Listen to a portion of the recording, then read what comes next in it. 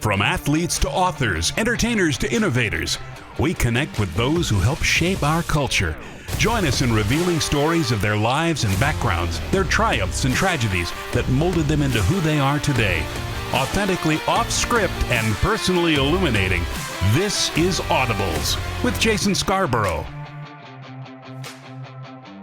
This week on Audibles, Hunter Evans.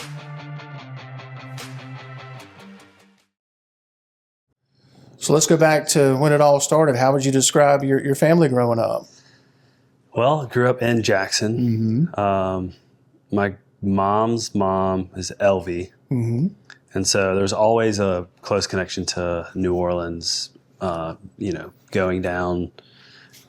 My most favorite memories were Mardi Gras and, crawfish boils. The culture down there, a lot of stuff around the table, big party. I feel like that kind of carried over into our childhood and our family. When you describe yourself as a child, like what were your interests growing up as a kid? I was definitely interested in food. I never saw it as a career. I was really into basketball, probably 7th grade through when street ball and the mixtapes were in, we'd run around the neighborhood and play, basketball in the driveway. And then I got really into music. I played drums for a long time. Really? Yeah, pretty normal, I guess. You talked about Miss Elvie. We'll talk more about her throughout the interview.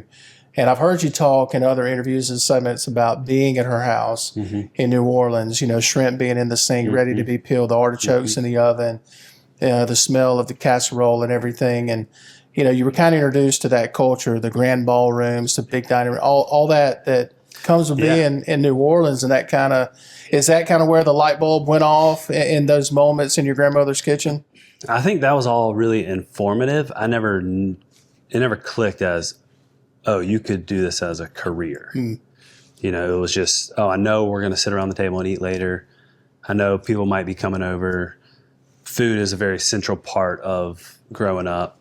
It wasn't until after high school that I realized, okay, all right, when you kind of figuring out which college, what am I going to study, what am I interested in, that's when it kind of clicked that food could be a career.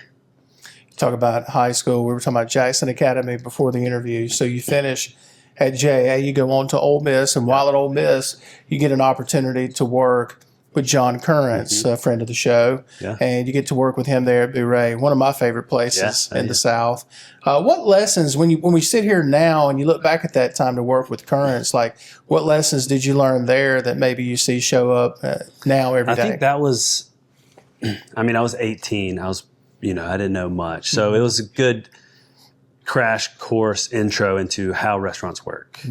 The lifestyle, the work in the weekends, big game day in Oxford. Oh, I have to work. I can't, go hang out in the Grove. So I guess getting exposure to that and learning that early on, because it kind of set up, okay, I can do that. Because a lot of people go to culinary school and then they get home or, and they want the weekends, it's like you got to know the lifestyle to kind of be into it. And so I learned a lot, and just observing, just watching people in the kitchen and how the chef talked to people. And it was a good intro. Just like, it was kind of like going to college and just kind of freshman year, just taking it all in. I feel like I kind of associate that kind of the same way to my career. Currence is an interesting guy. Yeah. Oh, yeah. That's a nice way to put it, right? He's great. I've done, it's fun, when I was cooking for him, I didn't see him as much. I think he was working on opening other restaurants. But now, I've done a couple events with him. I've done a benefit dinner for him.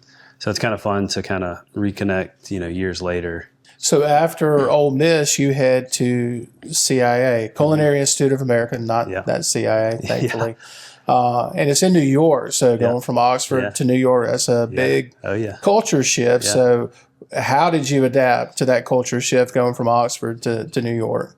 Yeah, I had a professor at Ole Miss who had graduated there, and so he kind of, I guess, planted that seed and encouraged me to go there. Growing up, New Orleans was always kind of the big food city that, we always went to or everyone talked about. So I cooked there for a little bit, and then it was kind of like, okay, well, what's next? What's bigger? What could I, And so when New York kind of, I guess, came on the radar, I was super excited to go, and kind of like, if I can cook in New York, I can cook anywhere. But yeah, it was, I didn't have a car, and CIA is 70 miles up the river. So it's not in Manhattan. It's a little farther out, upstate, a little more spread out. But I could still take the train to Manhattan and, explore and go to Chinatown and whatnot. So that was just a whole nother level of kind of exposure to food and really great restaurants, on a global level. I loved it. I love New York. I think it's one of the greatest cities. I've heard you talk about not having a car. I've heard you talk in other places about, because you didn't have a car, because you were kind of there and still adapting to life in New York, that you would take extra gigs, you would try to learn, you try to jump into anything. Do you think that kind of helped ease you adapting to New York, kind of throwing yourself into as many activities as possible? Yeah, so it was really like an opportunity to take advantage of Manhattan and where I was being in culinary school. So I would basically email a chef or a restaurant, 3-star Michelin, the highest accolades, and just ask, can I come work for free in your kitchen for a day? And that's kind of more common than you think. That's maybe kind of changed a lot. And they just kind of let you come and observe and watch, and you might pick parsley for 4 hours, not do anything, but you get to be in the kitchen and see it and watch it. And so it's another fun, exposure to see the inside of these great kitchens. It's probably a networking aspect to that too, I would think. Yeah, and that's the other, aspect. You kind of get to know them. And then when you graduate, if you want to work, you could, kind of reconnect. Hey, I came by and, because I think they kind of, okay, he's willing to work for free and he's really interested in what we're doing. Then, maybe we'll give him a chance. A lot of valuable lessons and things you learned there at the Culinary Institute of America. As we sit here today, is there one that kind of stands out as more valuable? I hate to rank them, but is there one that sticks out to you during your time at CIA? I think, I feel like I've kind of talked about getting a lot of exposure, seeing how people do things differently, learn from them, learn what you don't want to do, how they do it. I think, and if you can't go, you can look at cookbooks, you can read books, you can, and I think the more kind of that you see, then you can kind of digest it and try to figure out what does this mean to me? How do I want to do it? Or how do I want to cook? Because I think that ultimately that kind of accumulated to, okay, I've been in New York for 2.5 years. I'm starting to miss the South. Okay, what does it look like for me to open a restaurant or kind of start that part of my career? So I think getting exposure and just having an open mind to other perspectives is super helpful. So what was next for Hunter Evans after finishing up at Culinary Institute of America? What was next for you? So after culinary school, I moved into Manhattan and worked. Because, I guess I wasn't done with Manhattan. I love the city. And I worked for a guy named Meyer, who has a lot of restaurants. And then I guess maybe the last 5 or so years opened Shake Shack. But he's probably one of the more well-known restaurateurs, specifically around hospitality and kind of taking care of the guests. And he has this idea called enlightened hospitality. So I worked for him for a year and before I moved back south. Was the idea I want to have my own restaurant, did that start upon moving back to Mississippi, or did the idea start while you were at CIA? Like, where did that idea kind of start for what we know as Elvie's?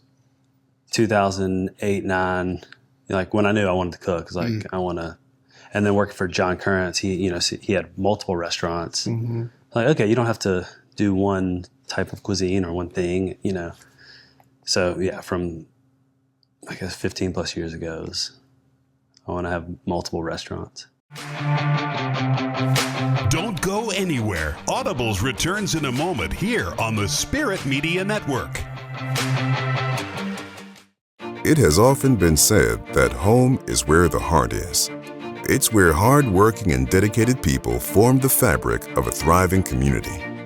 At Covington County Hospital, it's our priority to help keep our community safe, healthy, and moving. With our primary care clinics and services, we are working to keep you healthy. Because home is where the heart is. Home is where family matters. Covington County Hospital, where your health care matters. At Atmos Energy, we believe affordable, reliable, and efficient natural gas is essential to achieving a low-carbon energy future. We're committed to helping protect the environment by providing smart choice solutions to help customers reduce energy use and lower their carbon footprint. Get a rebate up to $600 off qualifying high-efficiency natural gas appliances, smart thermostats, and weatherization upgrades. Together, we're fueling our energy future. Atmos Energy, your natural gas company. Our farm's amber waves of grain become your tasty creations in the kitchen. From a bushel of wheat comes the flour you need to enjoy the breads, cakes, cereals, and pastas we all love so much. And even if you aren't a world-renowned chef, wheat grown in Mississippi is used in many of the foods you buy on the grocery store shelves. Wheat, just one of the many commodities a Mississippi farmer grows for you. The Farm Families of Mississippi. Family owned and operated since 1986, Lakeside Molding has become the trusted source of architectural products throughout the South. They offer fine interior architectural moldings, custom millwork, and cabinet doors designed and handcrafted in Flowwood. Their showroom on Lakeland Drive is stocked with today's most sought-after interior details, including corbels, post, fireplace mantles, bath vanities, mirrors, and much more. Tim Shoemaker and his staff work closely to meet client needs for new construction, restoration, and remodeling projects. Lakeside Molding, where details make the difference.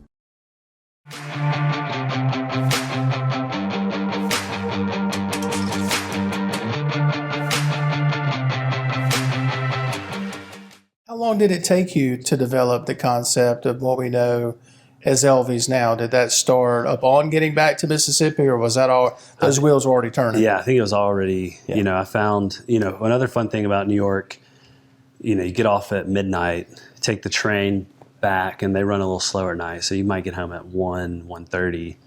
I would read magazines, or I would try to have a little journal, something I learned that day or a recipe.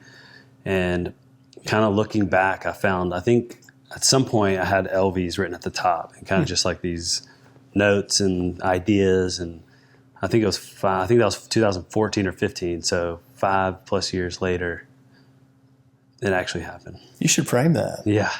Like put it in the restaurant somewhere? I think maybe? I keep it in my desk. Yeah. But nice reminder. Yeah. Now you opened the restaurant, I want to make sure I get this right, January 31st, 2020.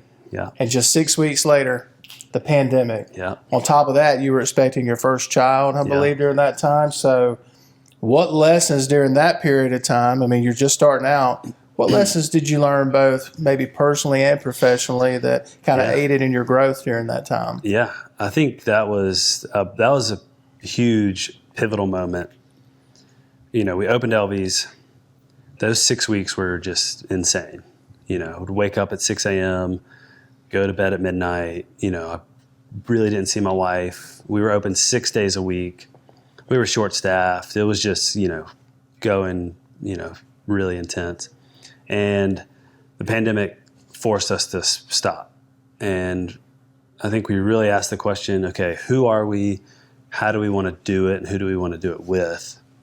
And that's when we kind of leaned into the farmers. Well, we had already worked with farmers, but it was kind of interesting.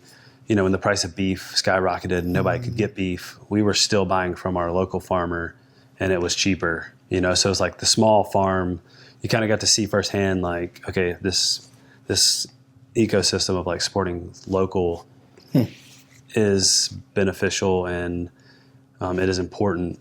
And then it allowed us, okay, how do we make this more sustainable for me and Cody, my business partner? Because we want to raise kids and see our family. And so it paused a lot of stuff for us, which forced us to, okay, all right, really reevaluate how we want to run and operate a restaurant. I heard you say earlier, if you could cook in New York, you could cook at just about anywhere. I feel like if you open a restaurant during a pandemic, you're good for the rest of your culinary career, I feel like. So, of course, the restaurant named after Miss Elveretta. Am I saying her name right? Same grandmother whose kitchen in New Orleans you're running around as a little kid. She passed away in the early 2000s, but you chose to honor her by naming your first restaurant after her.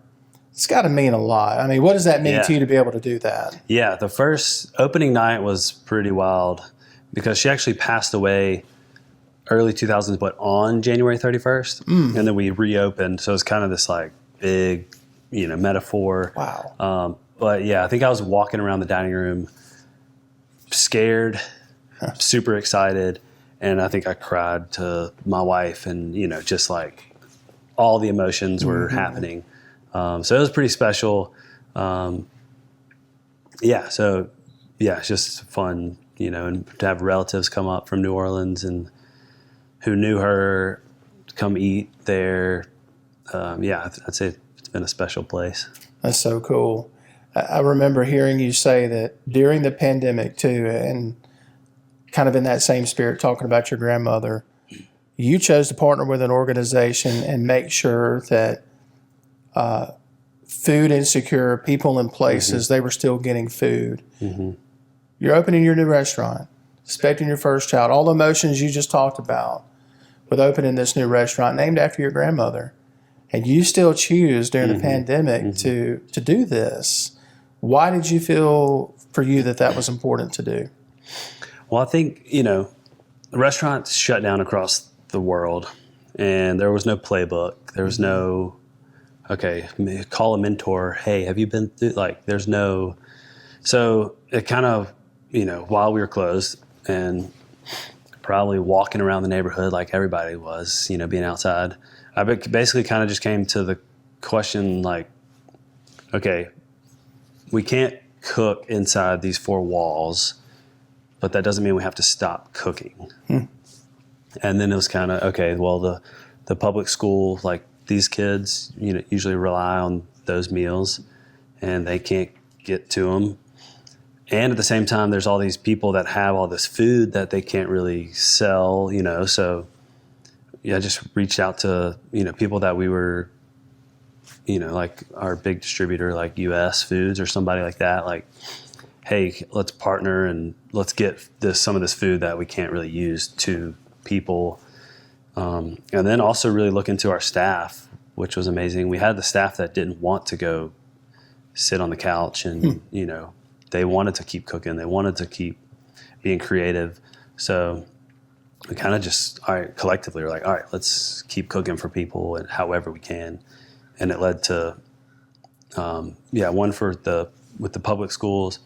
And then we did a big hog roast for healthcare with the farmer from Como, Mississippi, because they have animals that they can't, so we're like, okay, well, we can still buy your pigs and whatnot and support y'all. So it was a cool kind of little ecosystem, of our local people coming together.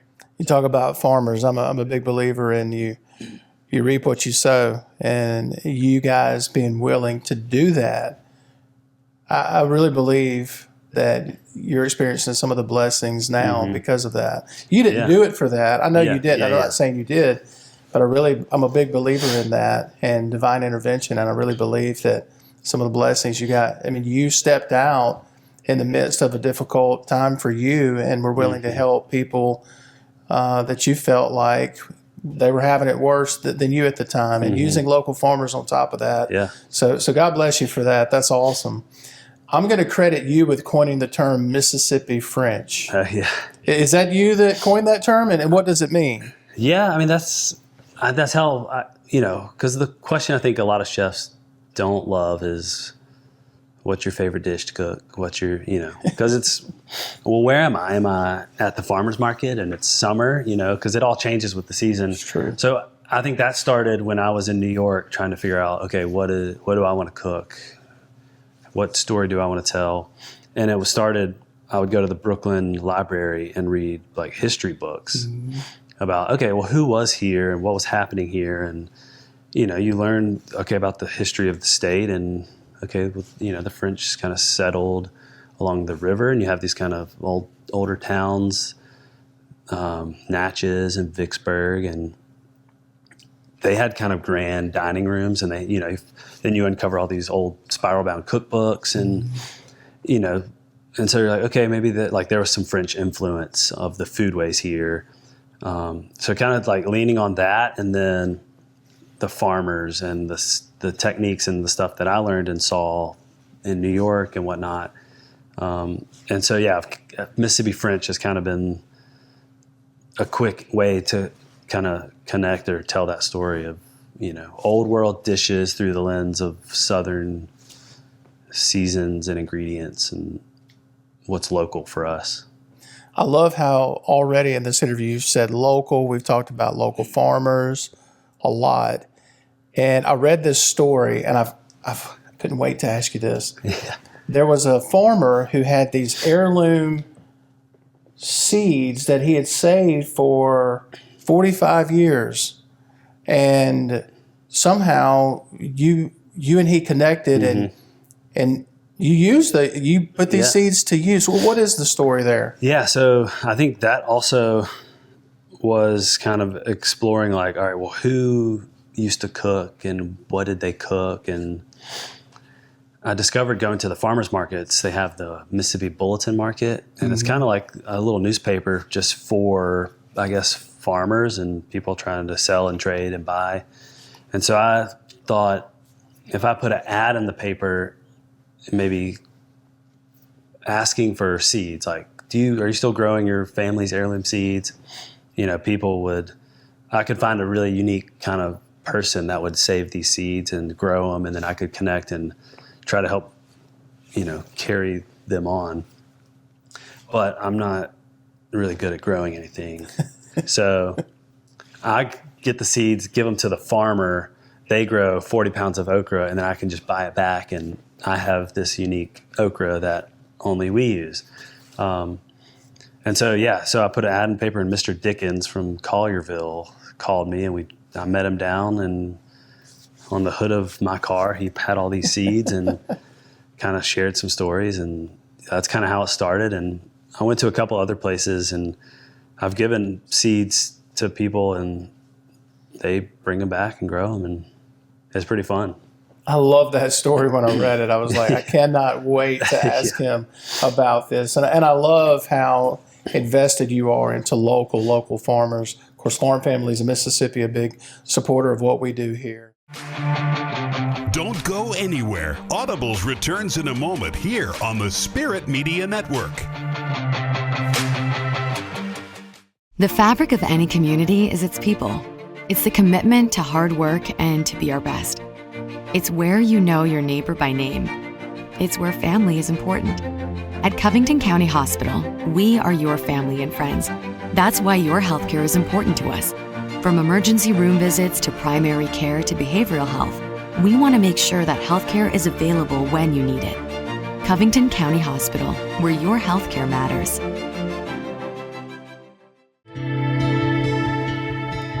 Up before the dawn and home long after the sun sets.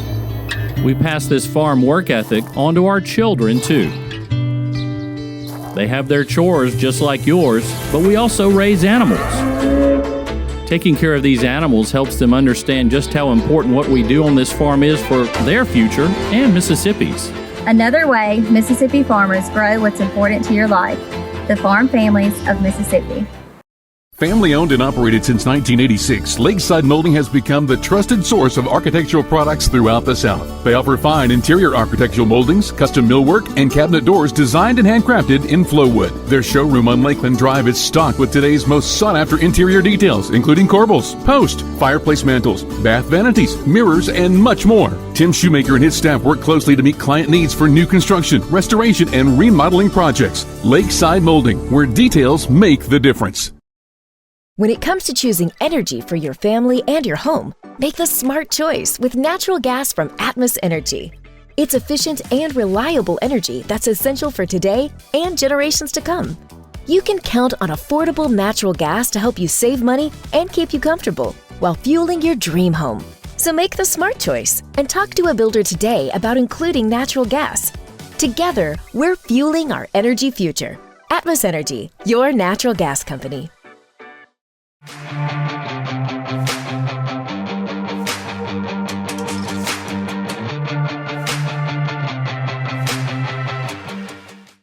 So if I'm coming to Elvie's or the Mayflower, I want to talk about the Mayflower in a second, but if I'm coming there for the first time, I think I'm going to come for my birthday. Yeah. I think I told you that for the interview. What should I expect? Like what sort of environment should I expect? What sort of menu? We've talked a little bit about the menu. Like what should I expect overall? So I think immediately you'll notice it's an old house. Mm-hmm. So just kind of the atmosphere, our goal is to be very welcoming and basically the same way with my grandmother and anybody's that with that kind of relationship, you want to be seen and known and taken care of. And that's the goal. You walk in Elvie's. The kitchen is open and that was designed specifically. So, the kitchen could say hello or I could shake somebody's hand. And so I think very kind of cozy and intimate, and kind of talked about an example, I guess, the Southern French. We're doing right now, we have a cassoulet on the menu, duck confit, and traditionally you use like a white bean, but we're using some Alabama like butter beans as the bean. So kind of a familiar butter bean, but maybe a new spin on it and there's some chorizo in there that we made in-house.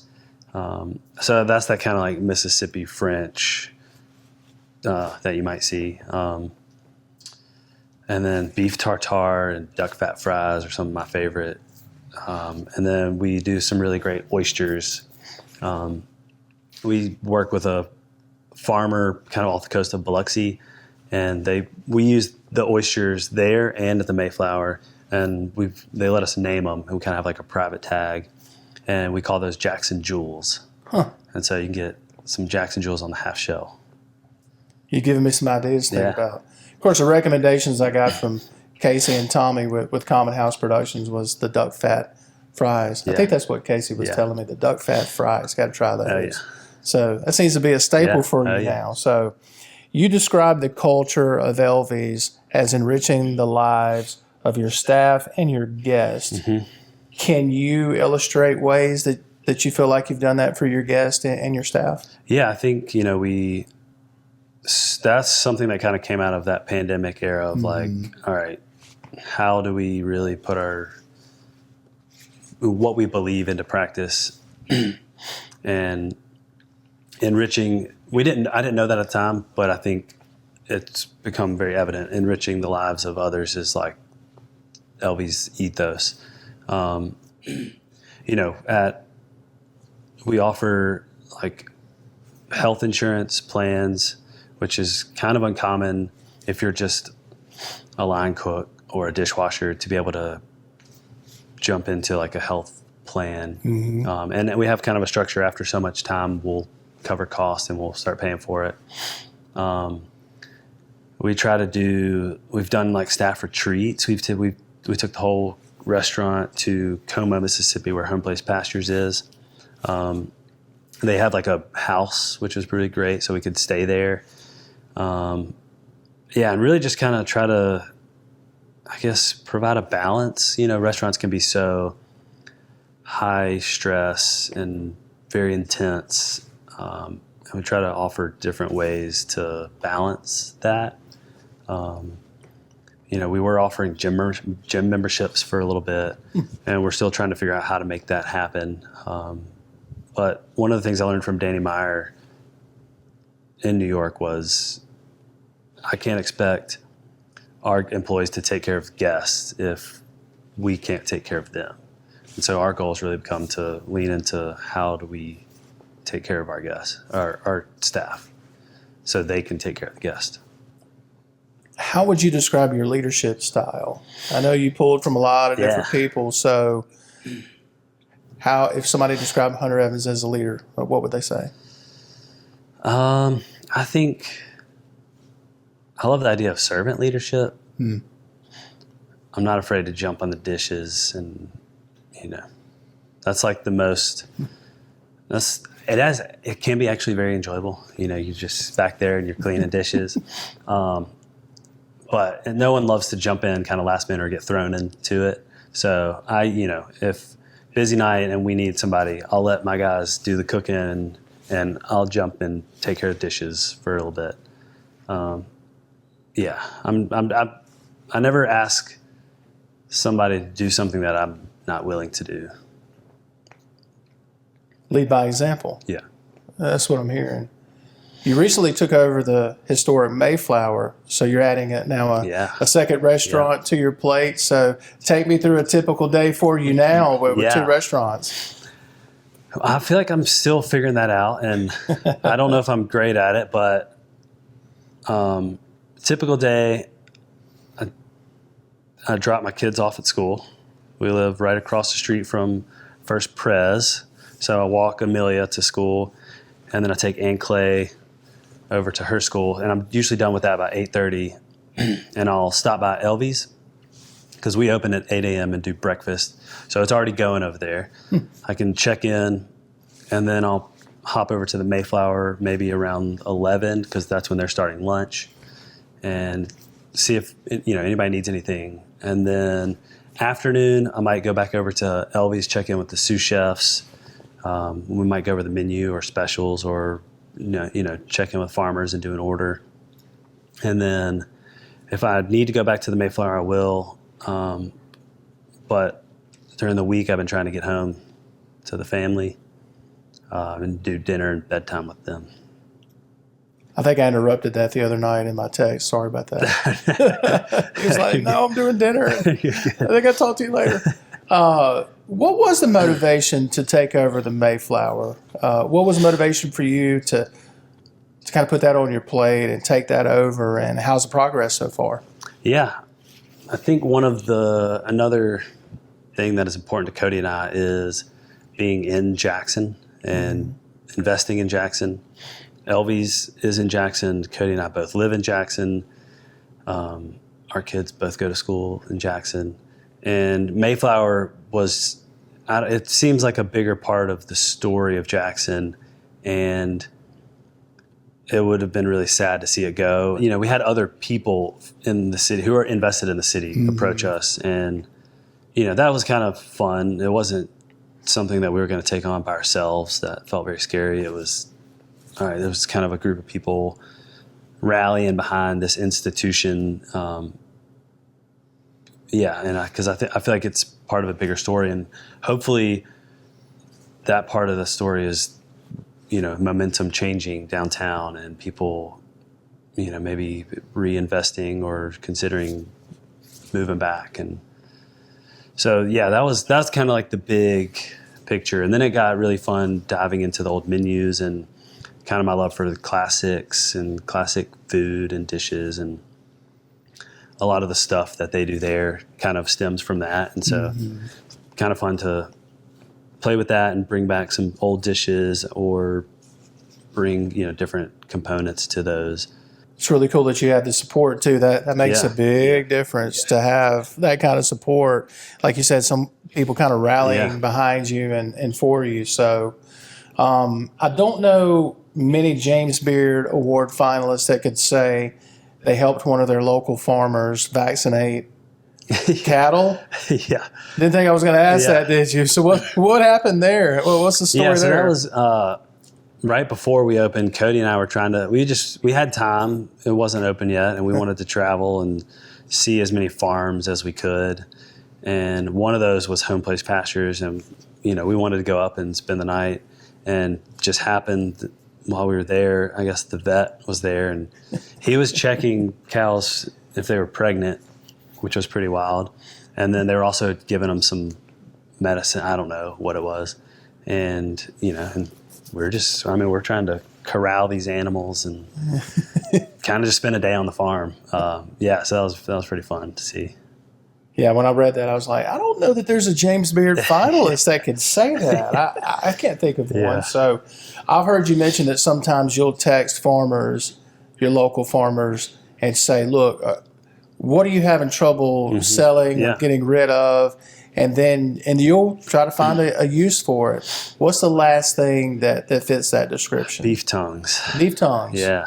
Okay. Yeah, and that's the fun thing as a chef. It's like I could sit here and do X, Y, and Z and the same stuff over and over, but to help a farmer and then kind of be thrown like it's like chop challenge or whatever. It's like, hey, what can you do with beef tongues? I got a lot, and beef tongue. I'm not gonna have beef tongue when I come. I might give birthday. it to you, and you can. You're gonna try to sneak it in on me, aren't you? Yeah. No, beef tongue's not in here, Jason. Not at all. Happy birthday. Don't go anywhere. Audibles returns in a moment here on the Spirit Media Network. Hi, I'm Erica Bedwell, the Director of Rehab at Covington County Hospital. The Centers for Medicare and Medicaid Services says you have a right to choose the swing bed program that's right for your loved ones. Our patients experience a comforting, supportive, and healing environment in large private rooms. Our swing bed staff is highly skilled and includes board-certified physicians, practitioners, and experienced nursing staff, all working alongside physical, occupational, and speech therapist staff to return your loved ones to the quality of life they deserve. Family owned and operated since 1986, Lakeside Molding has become the trusted source of architectural products throughout the South. They offer fine interior architectural moldings, custom millwork, and cabinet doors designed and handcrafted in Flowwood. Their showroom on Lakeland Drive is stocked with today's most sought-after interior details, including corbels, post, fireplace mantles, bath vanities, mirrors, and much more. Tim Shoemaker and his staff work closely to meet client needs for new construction, restoration, and remodeling projects. Lakeside Molding, where details make the difference. Between the blue sky and green grass, there's a Mississippi cattleman making sure the food you need is on your local grocery store shelves. Whether it's a big juicy steak or hamburgers for your backyard cookout, our food starts right here. Because for these cattlemen, it's not just a job, it's caring for the animals that make up our nation's food supply.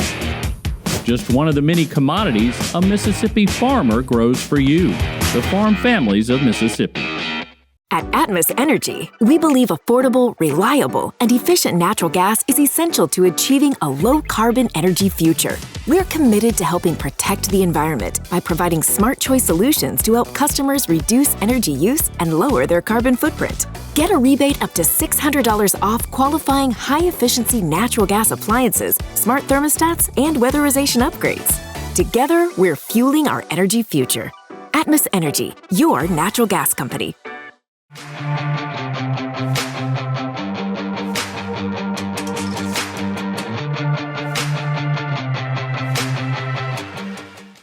So I'm all about staying local and trying to stay true to that, whether it's, clothing, food, whatever it is. In the restaurant business, it seems like there's a local or a national chain popping up every 5 seconds in a local area where there's local restaurants, local shops. How do you deal with those challenges as a restaurateur, a private restaurateur? Yeah, they are, I get them and I enjoy them for some time, like for what they are sometimes. I think I view it as a bigger picture of it's this ecosystem of supporting other people in your community, because basically the money that you spend at Elvie's or the Mayflower goes to fishermen, and on the coast it goes to people in the Delta farming, it goes to vegetable farming in Flora, Cathead down the street, Wonderbird and Taylor, and then it also, the employees, they like to eat as well. And they're going to the local places, and they're spending their money locally. So I see it as this kind of bigger picture that, it's kind of hard to see daily, when it's 5 o'clock and you're just ready to eat, and you have kids and you want to, and I get that. I'm a part of that as well. But yeah, none of this works without our regulars or guests coming to eat. So they're a huge part of what we do, and hopefully, like, that's kind of going back to enriching our guests. That's when that comes into play. Of, you know, I try to teach some of the servers or bartenders that, you know, if you like a cocktail, well, we have different spirits. You know, do you like an old fashioned that's sweeter, or, you know, more boozy? And like, we can help enrich that experience to introduce you to something new, like beef tongue, or, you know, a cool cocktail. And so that's where I guess the full circle of like, okay, how can we provide a really great experience and enrich your birthday and you have a really fun time with your loved ones? Yeah, so it's this intricate, I guess, system. I still feel like he's going to try to involve beef tongue in my dish now. I keep hearing beef tongue now. I'm going to go home thinking about beef tongue now. Both of your restaurants are popular. The history there with the Mayflower, Elvie's is off to a booming start. Is there a customer? Is there someone that you would consider the first famous person that came into your restaurant? Is there someone that fits that description? And if so, who would that be? We had Doc from Back to the Future. Really? I think he was in town doing a movie. Christopher Lloyd, is that his name? Yes, he came in and ate. How do I know that? Yeah, I had a different name in my head and I didn't want to say it. I hope that's the right name. I'm pretty sure that is. Okay. Did you get a picture with him? I did not. Oh. I try, you know. You're trying to be the host. I get it. Yeah. That'd be hard though, man. There's Doc from Back to the Future. I was also, right? Yeah. I was also into Designated Survivor. Yeah. And there was the like senior staff writer, Cal Lip. He was also in Harold and Kumar. Yeah. He came and ate. Okay. He's actually been a couple times because I think his partner is from Mississippi. So. Okay. Yeah. Okay. So you guys have been reviewed by a ton of publications, outlets, media outlets.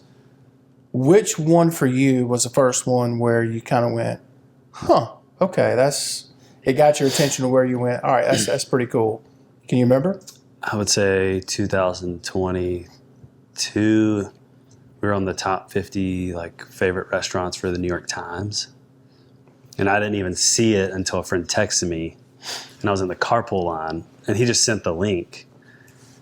And I was like, oh, let me like check it. Like, oh, because I like food. He's like, just keeping me up to date. Mm-hmm. This is the list.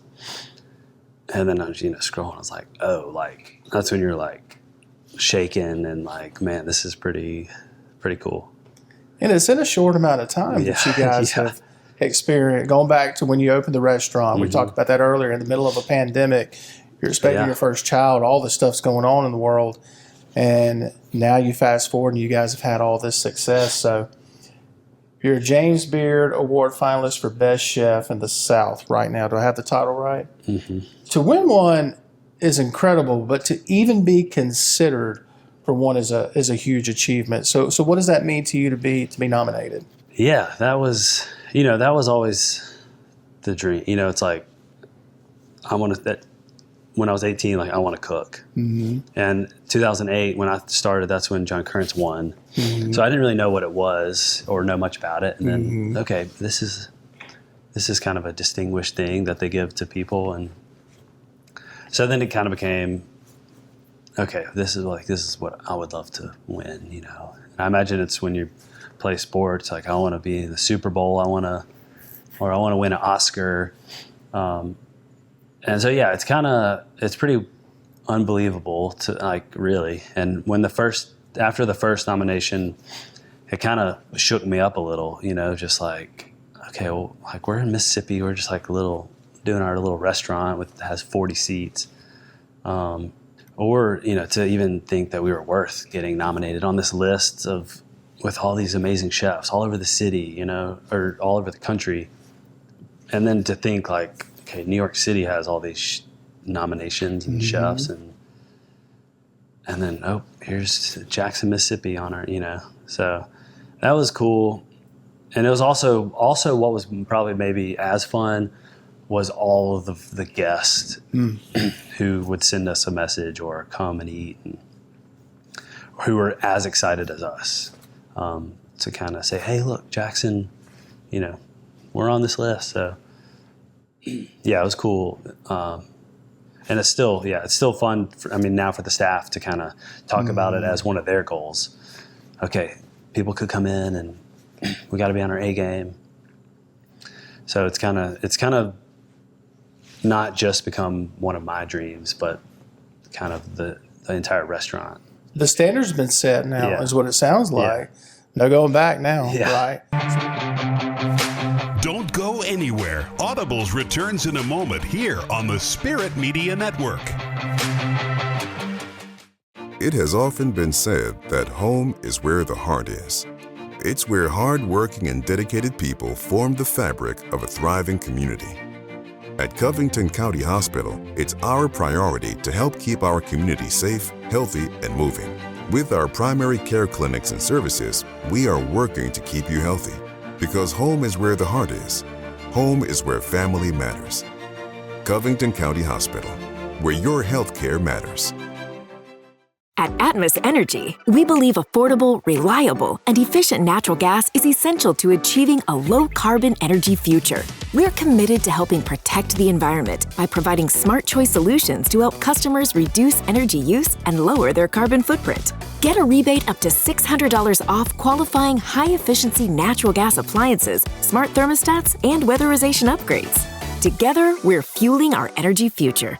Atmos Energy, your natural gas company.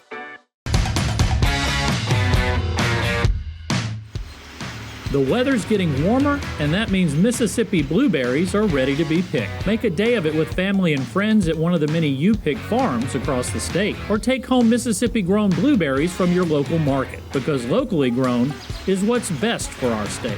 Donate at farmfamiliesms.org to help us spread the word, or find us on Facebook. The Farm Families of Mississippi, our work fuels the world. Family owned and operated since 1986, Lakeside Molding has become the trusted source of architectural products throughout the South. They offer fine interior architectural moldings, custom millwork, and cabinet doors designed and handcrafted in Flowwood. Their showroom on Lakeland Drive is stocked with today's most sought-after interior details, including corbels, post, fireplace mantles, bath vanities, mirrors, and much more. Tim Shoemaker and his staff work closely to meet client needs for new construction, restoration, and remodeling projects. Lakeside Molding, where details make the difference.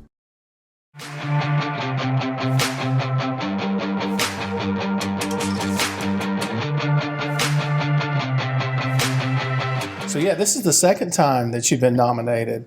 So the first time I got to ask, who was the first person you thought of the first time you got nominated? Probably my wife. Mm-hmm.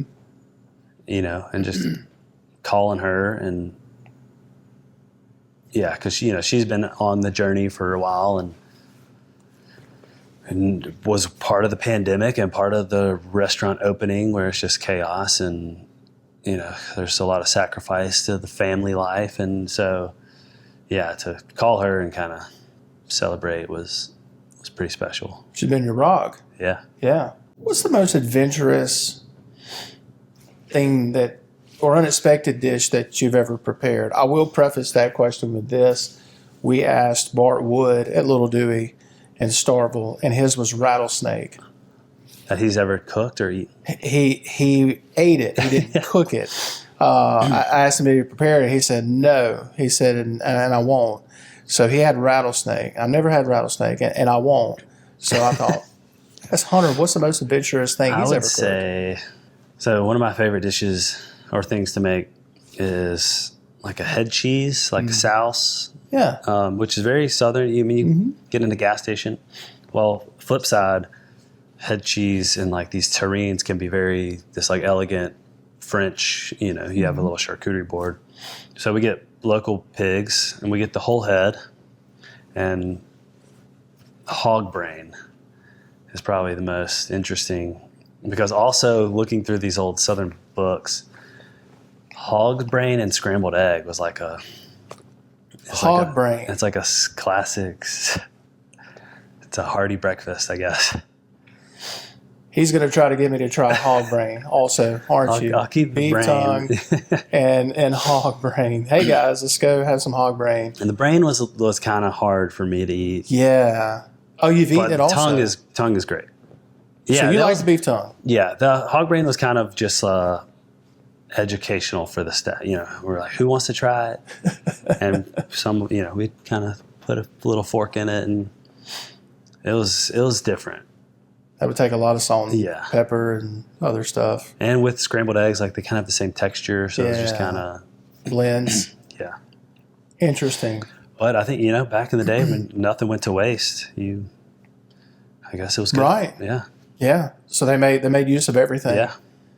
That's a new one for me. Yeah. Hog brain. Yeah. So I'm going to make the segue and try to get a little lighthearted. So when you do get home and you're chilling out and you're trying to unwind, and because you got a lot on your plate, is it still hot Cheetos? You still got the thing for hot Cheetos? I do love hot Cheetos. That's still a thing? I don't keep them in the house. Just they'll be gone. Probably my 10% of my diet is those peanut butter pretzel filled things. Oh man, you can get those anywhere. Yeah, you can get a big old. You could get the Clover Valley brand at Dollar General or something, or you can get the really nice stuff at Walmart or Costco or whatever. So you're sitting at home. That's what you do to chill. You're sitting at home with some peanut butter filled. I guess that's pretzels and chilling out. You've been working all day. Like you don't get to eat, or I forgot to eat. That's like my you're snacking. Quick snack. Yeah. Oh yeah. Okay. No Netflix and chill. No. I like watching a show. What's the last show you watched? We started The Night Agent, the second season. Okay.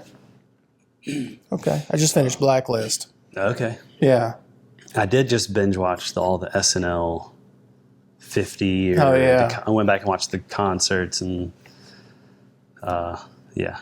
Adam Sandler stuff is some of the greatest you'll see during that time frame.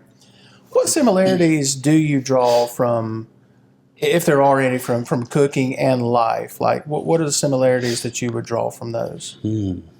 I guess, talking about getting exposure to, like if I'm teaching advice or teaching a young cook, read cookbooks, get exposure, taste things, just so you can have a sense for of your palate, okay, does that need salt? Like you need to have a gauge, if I get a young chef who doesn't know anything, like, okay, well we got to start somewhere. Does that what does that taste like? Is it salty? I think similarly, exposure to different cultures, different viewpoints, different cuisines, I'm not saying you have to agree, but hey, you can kind of go back okay, well, this is where I fall on what I think, or beef tongue might be your next favorite thing, I think just that open-mindedness of kind of getting exposed, yeah. I think kind of just that approach, because I think that's where there's an opportunity to learn or grow, or just to listen to somebody. So I think that a big, I guess, similarity to life in general. I like that. My final question for you. What do you think your grandmother, Miss Alvaretta, would think about her James Beard Award finalist grandson? All the success, you're a husband, you're a father, you're a leader in the community. Whether you know it or not, you are. With what you did during the pandemic for so many people in need, and the things you're doing with your career and your family, what would Miss Alvaretta think about all this? I mean, I would think she'd be proud. Mm-hmm. I think it'd be really fun to sit down and have a cocktail at Elvie's with her. Yeah. A lot of old pictures of us, or I'm little. Mm-hmm. And so, yeah, I think it'd be fun to just kind of share the, connect on a different level of like, okay, I've had life experiences happen and kids, and, to just share that and get to know her, as a person than, a grandmother. But yeah, I think she would be proud. I think, yeah. I have no doubt she would be proud. I told the guys before you got here, I've been so impressed with your story, and just researching for this, and just how you handle yourself, whether you're doing a podcast or one of these or whatever, and how you've handled everything with being a restaurateur, a community leader here in town. Been so impressed with you, man. A lot of success so far. Rooting for you. Thank you. I have a feeling this is not going to be your last Thank you. nomination for a James Beard Award, and we're rooting for you here in Mississippi. I know the Jackson area is thankful for you, and I appreciate you doing this, man. Thanks for taking a little time with us here for Audibles. Yeah, of course. Appreciate Glad it. to do it. Is this totally live edited? So if no, this is let's say we something edited. dumb, I can stop and Yes. Yes. We'll edit it in post. Okay. Don't worry, you're good. This is a safe place. All right, Casey, you ready for us? Thanks for watching. We'll see you next week for another episode of Audibles with Jason Scarborough.